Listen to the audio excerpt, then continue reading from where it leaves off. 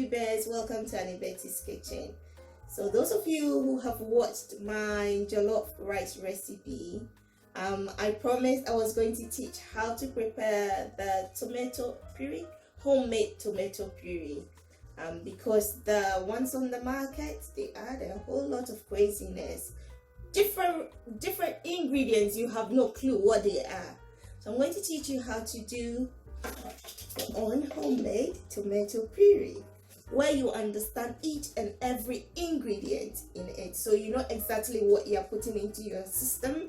Because you know, I always say, I believe your health is your wealth. You are what you eat, and we should eat our food as our medicine.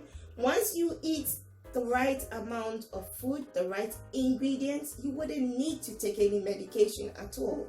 Honestly, I don't take medication because of the food I eat. So come and let's cook. So these are the ingredients.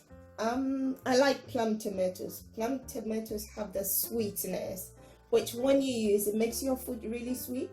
So you can use plum tomatoes or the normal baked tomatoes, or you can use half and half. I'm just using plum tomatoes. So if you want to combine it, you can use, this is 1 kg, so you can use 500 grams of the large tomatoes and add 500 grams of the plum, or you can just do it like I'm doing. I prefer it this way. You can omit these, but when you add them, it makes it really nice. So this is sweet red pepper, and this is red bell pepper.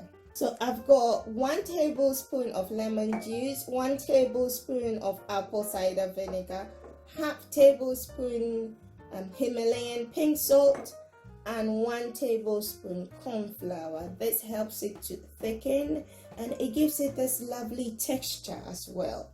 So I'm going to blend them all up. So in goes, you put in the tomato first, so you don't add any water. If you put in the peppers first, then it makes blending it difficult, but I put in the tomato, so it makes blending so easy. And with peppers, the white bits, I'll show you. Give me just a second. I use every part of the pepper except these white. These bits, it's not white, these bits in it. They are a bit better when you add it to your sauce. So I just take this out, then everything else goes in there. This doesn't have a lot of seeds. There's no seeds, literally no seeds. So that, and we blend it up. I use the Nutri blender, and I use this one because it's large enough to take all. And then I puree it, so I put it on the food puree. Ready. This is how it looks like. So I first put it on the highest heat till it starts bubbling, then I lower it. So I'll be updating you on what's going on. So you see, this has been boiling for about 15 minutes now, and it's thickening.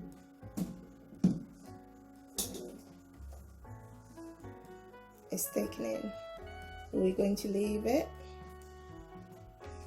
till the water is all absorbed, then we'll add the other bits to it.